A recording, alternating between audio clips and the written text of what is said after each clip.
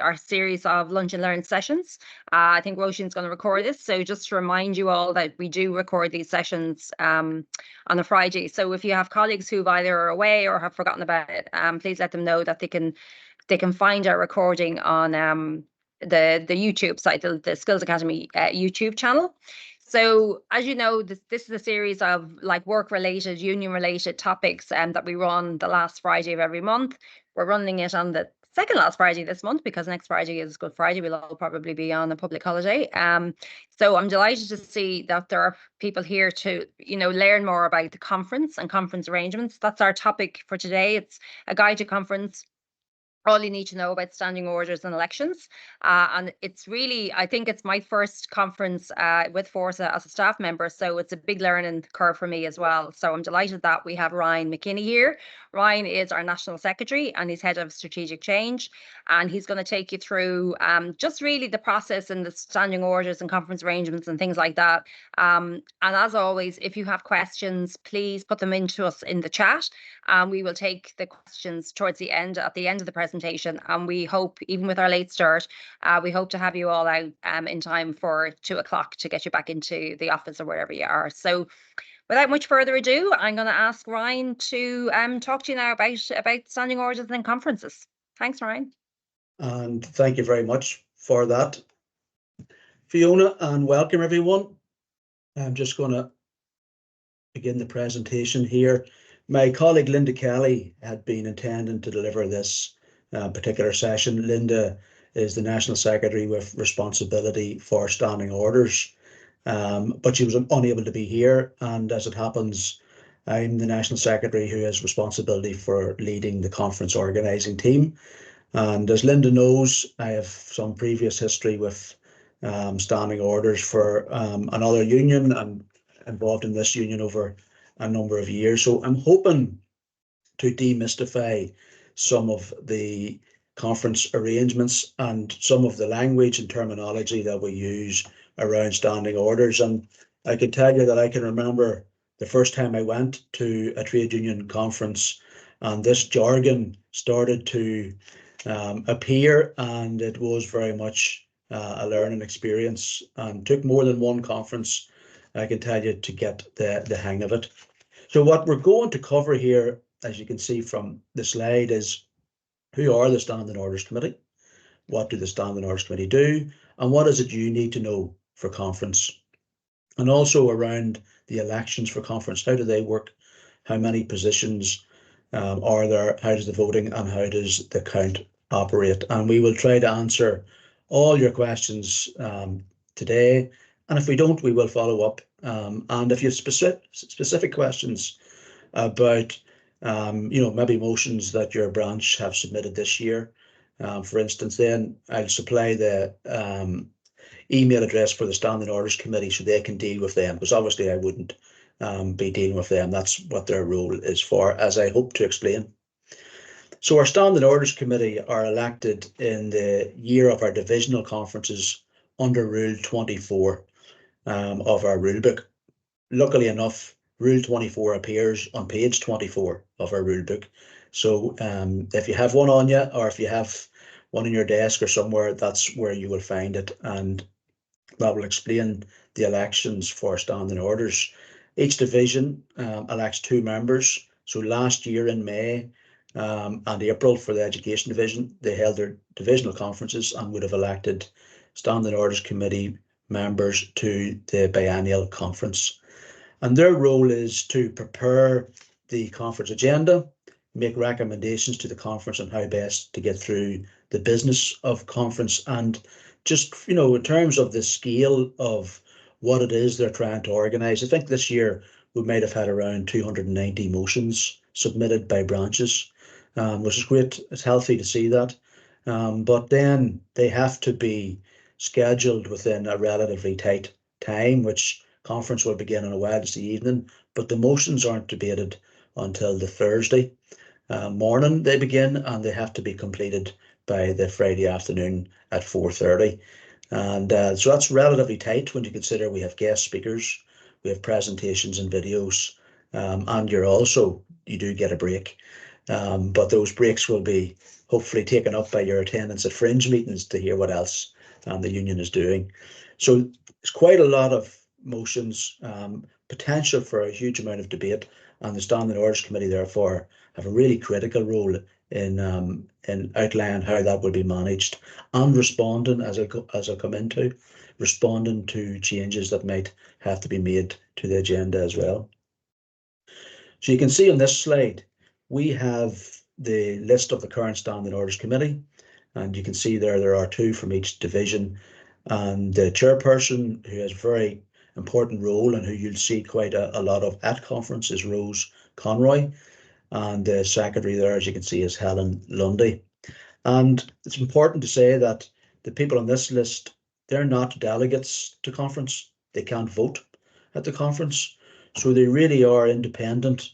Their job is different than lots of other people's jobs at the conference, and I think you'll agree that's that independence and that role is important to us.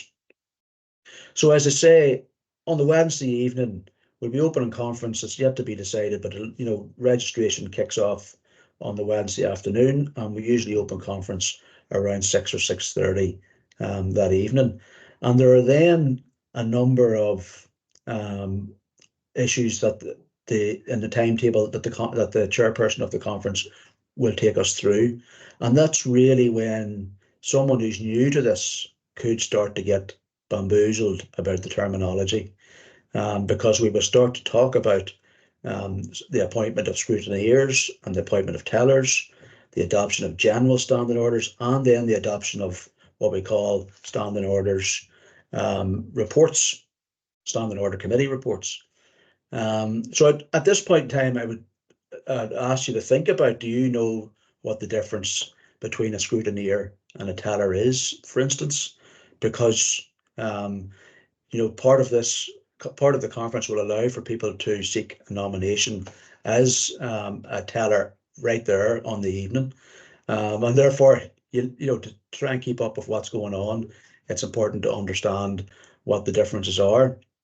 And a scrutineer, for instance, will be someone who has been appointed to conference to assist the Standing Orders Committee with the counting of votes for elections. So that's what their role is. They're only there to count the votes for elections and assist the Standing Orders Committee. And then the practice in recent years has been for scrutineers to not be actual conference delegates, and that's because they spend so much of their time in the count room doing the counting, and then they're unable to participate with the democratic part of the conference that's going on as they're doing that. Tellers, on the other hand, will be delegates to the conference. So we will seek, Standing Orders will seek nominations in advance of the conference, but they will have to be approved by the conference. And that's why this is on the agenda at the beginning of the conference, the appointment of the scrutineers and the tellers, because it will be up to you as delegates to decide whether you're content with the list of scrutineers, and you'll have an opportunity to seek a nomination as well as a scrutineer or a teller. The teller are there to count the votes in the room, in the conference hall. So obviously the chairperson will call many times over the conference for a show of hands in favour, against, and abstentions. And the tellers are there should there be a close call with the show of hands, for instance. So you'll see that play out, but there's a clear distinction between the two roles: scrutineers, elections; tellers, the actual voting on motions. And that's in this slide, as you can see. We've just outlined that for you. Then we have this adoption of the general standing orders. So these are the overarching guidelines of how the conference will be run. And if you want to get a sense of what that is, because you really don't want me to read this out, but if you want to get a sense of what's meant by that, then all you have to do is literally go into your search feature on whether it's Google or Bing or whatever, type in Forsa 2022 conference, and there will be then a link to a number of documents, including the conference agenda, and you will see the general standing orders for the conference then in there. But as I say, this is about managing our time, allowing as much time as possible for debates. It is also about managing where we have similar motions or motions that may contradict each other. How will we progress the debates on that? So you can have a situation where a motion, where the Standing Orders Committee will decide that if motion number 14 passes, then motion number 15 automatically falls, for instance. And that's important to know in case you could be sitting there waiting for your motion to come up and not be aware of the potential implications of the debate that's going on around you. And if you're new to the conference, then it's hard to keep track of these things. So it's important to know that that's the kind of rules that the Standing Orders Committee will set out in the guidelines within the General Standing Orders.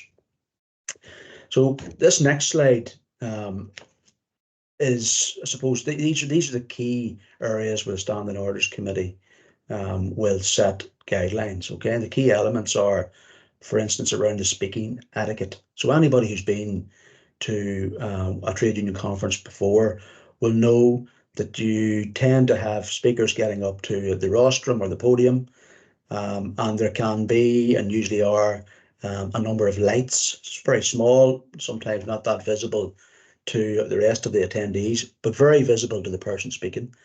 And they will tell you how much those lights will change from green to red, depending on how much time you have been speaking. So when someone gets up, they will say their name, the branch that they're speaking on behalf of, and then if they're moving the motion, so they're the first speaker, it's a motion from their branch, they're introducing the debate, if you like, they'll have 4 minutes to propose that. If you're getting up to speak either in favour or against that motion, but you have a contribution to make to the debate, then you will have 3 minutes to speak. So obviously, for the mover of the motion, the red light will appear after 4 minutes. For someone speaking to the motion, the red light will appear after 3 minutes. The person who proposes the motion, they will have a right of reply if the motion is opposed by a speaker from the rostrum. If there is a proposed amendment to the motion, then that's debated first, and then the substantive motion is debated. And again, even as I'm saying this, I get a sense of how confusing that could potentially be for people, but it's also the chairperson's role to manage the debate, and they will guide you during the conference if it starts to become overly complicated. And that's where the chairperson of Standing Orders roles will probably make an appearance as well. So sometimes where there are amendments or where it's unclear how to progress, the chairperson of Standing Orders will clarify exactly what you're being asked to consider and potentially what you're being asked to vote on. So that reminder will happen on a regular basis. And likewise, so obviously the order of amendments to the motion, as I've said, the amendment comes first, and then the rest of the motion follows. Guillotining of a motion, there are no 18th century French aristocrats harmed at our conferences. There are no actual guillotines used, but it does very much mean that if we run out of time, then that debate ends. That's what is meant by the guillotine.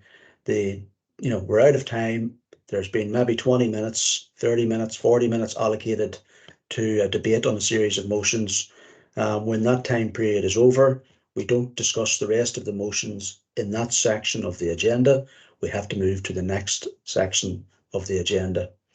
And sometimes conference then will find extra time, maybe another section moves faster than expected. A guest speaker maybe doesn't speak for as long as anticipated, and we can then return to some of the motions that are guillotined. And again, if that's something that's likely to happen, you will see the chair of the Standing Orders Committee rise to the rostrum to speak, to outline in what order those motions that had previously been guillotined will now be taken in. So I hope that's clear, but that guillotine is really, we're out of time on that section. We may come back to those motions, and if we do, Standing Orders Committee again will advise and ask conference to agree to their suggestion on how to move forward with those. And I would say to you, in terms of guillotining will happen at a lot of conferences, most conferences. Procedural motions, on the other hand, the final bullet point in that slide, they don't happen all of the time. But that could be, so I'll give you some examples of what a procedural motion might be. That could be a motion where it is proposed to refer the motion to the National Committee or Divisional Executive Committee. So rather than take a decision at the conference, which could, if a motion, for instance, just wasn't entirely clear, or during the debate, it became clear that the motion might require a little more consideration. Very possible, obviously, that could happen, because it's very difficult to cover every angle in a motion. Well, then it might be the case that someone proposes that we refer that motion to, in this case, the National Executive at this conference. And then the National Executive will discuss the motion and try to find and agree on a way forward. So that's a procedural motion if someone proposes that. And they do need the agreement of the branch to accept that referral as well. Another procedural motion would be that the conference moves on to next business. And again, the person who is proposing the motion has a right to speak briefly against the procedural motion. And that will then, so they have an opportunity to do that. And again, that will be put to the conference floor. And finally, by way of example of what a procedural motion is, that could be to suspend standing orders to allow for maybe a different debate, a different length of time for a debate. If it became clear and someone felt it was necessary to extend the amount of time for that particular debate because more speakers than anticipated had decided to come up and speak, for instance. So those are, look, if you're a new delegate to conference, if it's your first time, this is the kind of terminology that could trip you up, that might confuse. It has certainly happened to me. But you'll fairly quickly realize, that speaking for 4 minutes when you're proposing a motion, or speaking for 3 minutes when you're coming up to speak to that motion, that's a rhythm that the conference will just take on very, very quickly, and you will see that. Amendments to motions maybe don't happen just as much. And the guillotining of a motion, as I say, that's something that does happen.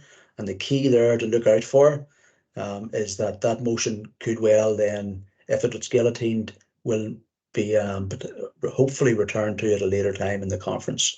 And therefore, if you don't get a chance to move a motion, because it's guillotined, you do need to listen out for whenever that motion might be debated again. And believe me, this is something that catches people out because they may not be in the hall and they don't realize that their motion could be debated again. It has happened to me personally. So it's something just to bear in mind. So yes, so whenever we're asked to adopt standing orders reports, right, and that's, as I say, will happen on the Wednesday evening this year at conference, that what is meant is the guidelines for debate as drafted by the Standing Orders Committee will be put to the conference for agreement, and that's simply what that means here. Someone can, of course, challenge that.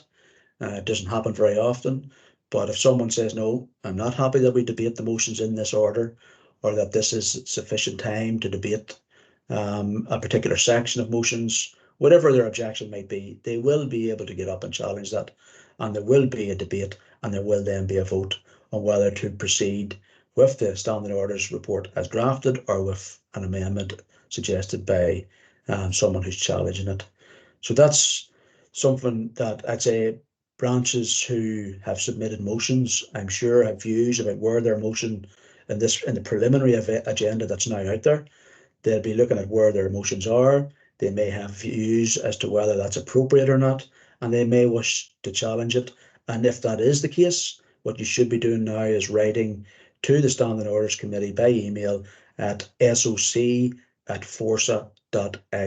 And maybe, Fiona, if you would put that in the chat for people. So if you have if the preliminary agenda is out there right now, and if you have any queries about your motions that are in that, that's where you seek your clarification. soc@forsa.ie. And again, as you can see on the slide there, there will potentially be a Standing Orders report number 2, number 3. Again, that might be simply because something has had to change in the order of motions and order of debate. And it could also be because an emergency motion has been submitted, and obviously emergency motions are only submitted when something has happened between the deadline for submitting motions and the conference, and that does happen, and we have to therefore try to get a policy in place, and that's when you might see a Standing Orders report number 2, or indeed number 3, depending on the circumstances. So elections, I'm going to move on now to elections. And again, very important item of business at any of our conferences. And this year, the president, the treasurer, and vice presidents will be elected at our conference. As you can see in brackets there, we have 1 nomination for president, 1 for treasurer, 1 seat for president and 1 for treasurer, and 3 for vice presidents. And we have rules in our rule book that ensure that every division is represented. So we can't have more than 1 person, 1 officer. This is our officer board, and you can't have more than 1 officer from each division elected at the conference to ensure that there is representation. And there's also, as I'm sure you know, or maybe some people mightn't be aware, we have a senior vice president. And they don't appear on this because the senior vice president is determined by whoever gets the most votes in the vice president election. So there isn't a separate election for senior vice president. It's simply who comes first in the vice president election. So look out for that this year. I'll talk you through right now how the elections are managed. And again, the first time I was at a Forsa conference, which would have been in 2018, at the very first Forsa conference, my ears certainly pricked up whenever I heard all these tens of thousands of votes being cast, and I couldn't quite figure out how did somebody get 60,000 votes and somebody else get 40,000 votes when we don't have that many members. But there's a real rationale behind this. And as we all know from elections, we've 1 coming up, 1 or 2 coming up here soon enough. There are different ways to manage elections, and some countries have a first past the post election, others have PR, single transferable votes, and so on. In Forsa, we run our elections more or less identically to the Seanad vote, and that's obviously stood us in good stead over the last number of years. And that's how we go about it. Now, you look there and see that what we do is we give every single vote a value of 1,000. So that's where my confusion would have come in before. We're hearing 60,000 votes for this person and 40,000 votes for this person. That's because every single vote is given a value of 1,000. And that's simply better maths for then calculating for actually counting the votes and calculating the quota. And so what we do is it's total valid votes multiplied by 1,000. That's then divided by the number of seats. So for president, it's divided by 1. For vice president, it's divided by 3. And then 1 is added to that. I know it can sound a bit complicated, but this actually works out to be the most straightforward way to carry out elections. And again, there are surpluses that arise, like in other elections. and candidates can be eliminated at earlier stages. There won't be a surplus in the presidential or the treasurer elections in May, simply because there's only one position. So once someone gets the quota, then they will be elected. Now, I can't tell you what the quota is today because we won't know the quota until we know how many people have voted. So, despite there being hundreds upon hundreds of conference delegates, we can't actually assume that every single person entitled to vote will vote. So that's why the quota is only decided once the boxes are opened. But as I say, there'll be no quota. There will be no. There won't be any need to distribute a surplus or eliminate anyone in the presidential election this year or in the treasurer election. It might well be the case that in the vice president election, that if someone has the lowest vote, that they are eliminated. But that does depend on whether there is other votes to distribute, and there might be enough of those to materially impact on those with the least amount of votes.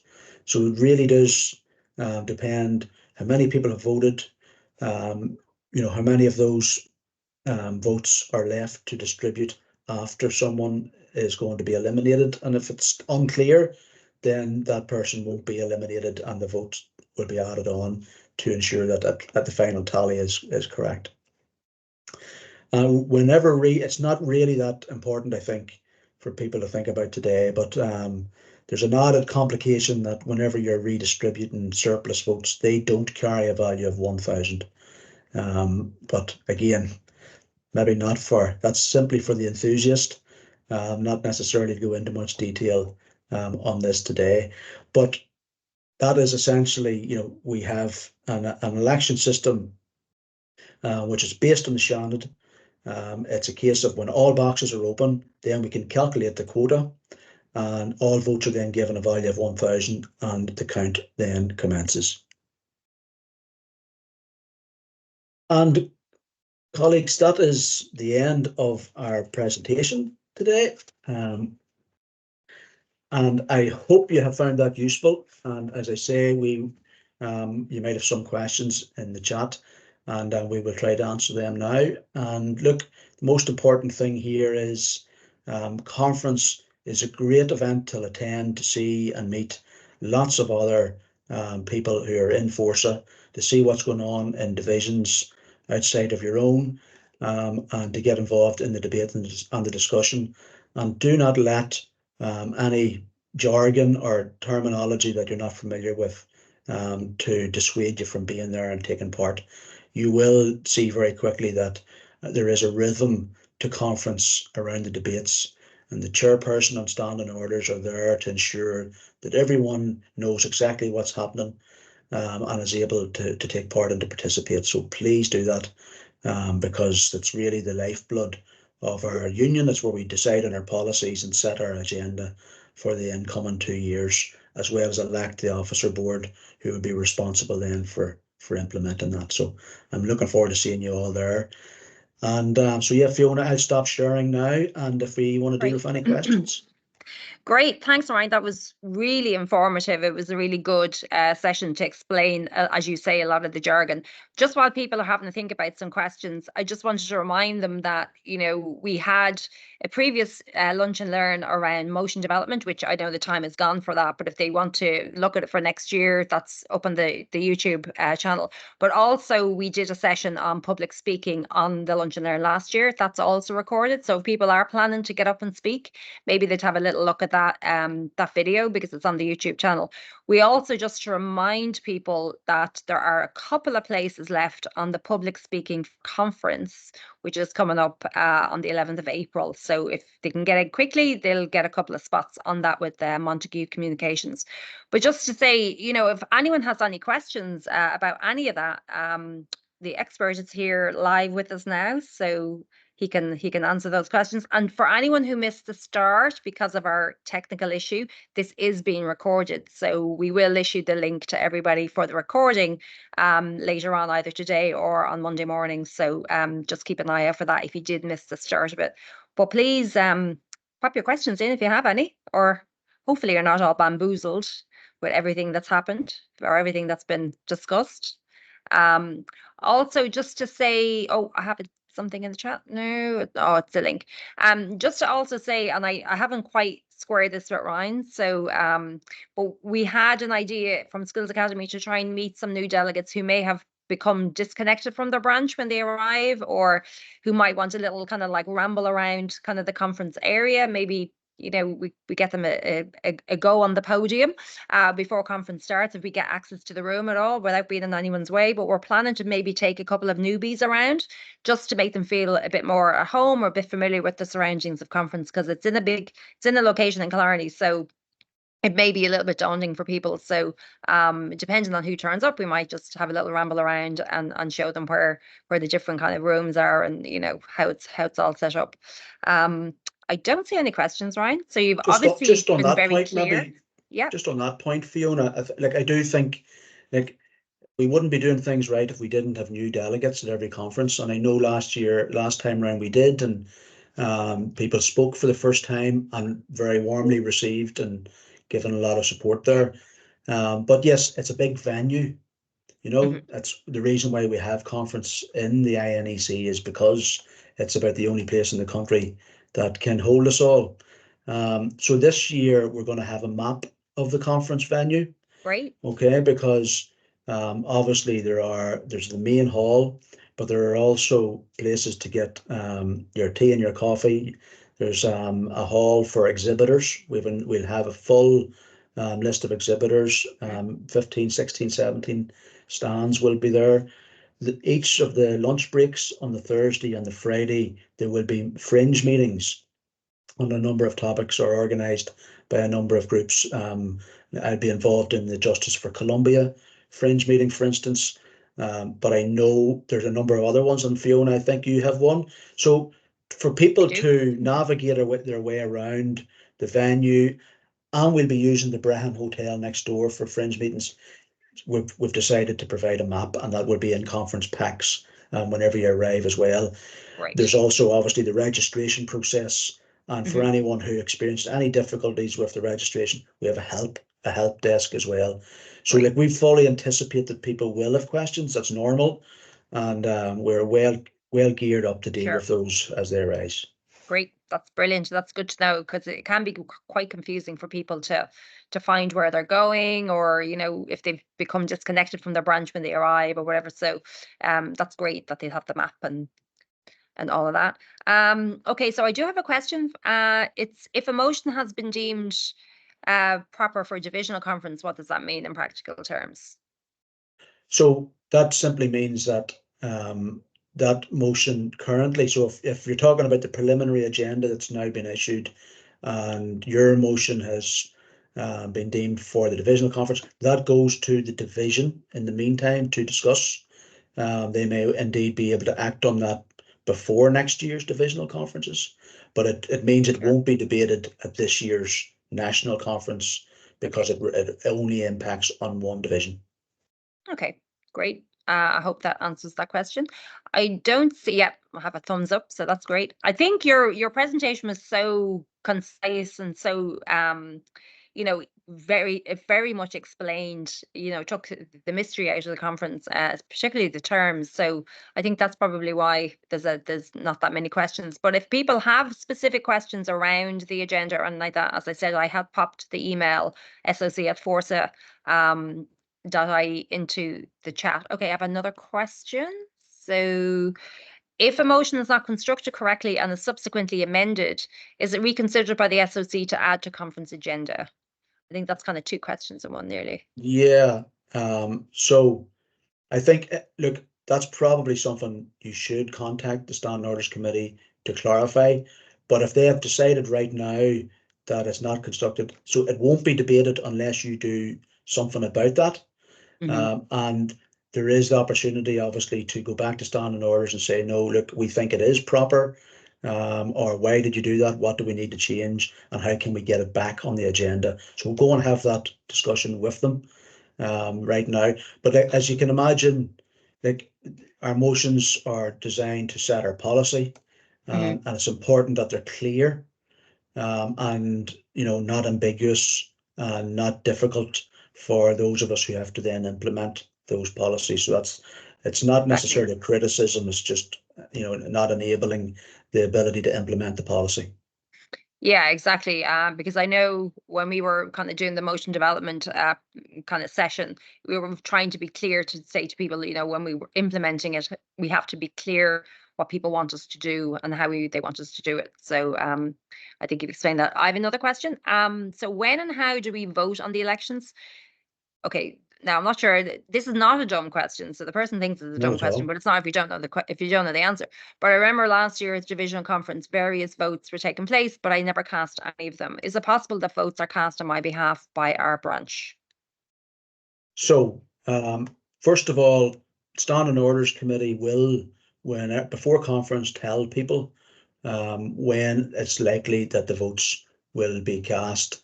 And that will be announced at the beginning of conference, and it'll be very clear when the ballot boxes are open and when the ballot boxes are closing. Okay, so you just have to look out for that particular information. Timetable right now hasn't been finalized, but it will be announced, and you will have a principal delegate who is able to do that, to carry out the vote on your behalf. That's only for the elections. Obviously, in the hall, you can participate in all of the votes, usually just in person by raising your hand. So yes, very important to pay attention, particularly on the Wednesday, to any announcements about when the ballot boxes will open, and that'll be done from the stage by Standing Orders. Great. That's brilliant. Thanks, Ryan. So if there are any more questions, we'll take them now. Because I'm conscious it's nearly 10 to 2, so I know people are anxious probably to get back to the office or to get back into maybe have a bite to eat or whatever. So if there are no more questions, the last chance, I'd just like to say thank you to everybody for attending. And again, sorry for the mix up with the links, and I hope you found it informative. We'll also be there, as Ryan said, Skills Academy will be there. We'll have a stand. We'll be launching our new calendar for the new year at that. We'll also be launching a mentoring program at one of the lunchtime sessions or one of the sessions during those days at conference. So we'll let you know as soon as we know when that will happen. And we look forward to seeing as many of you there as possible. And don't hesitate to call into the desk and have a chat with us about training as well while you're there. So I'm going to close. So thank you so much. And the link will be available of the recording probably Monday. So have a great weekend, everybody. Take care, everyone. Thanks a lot.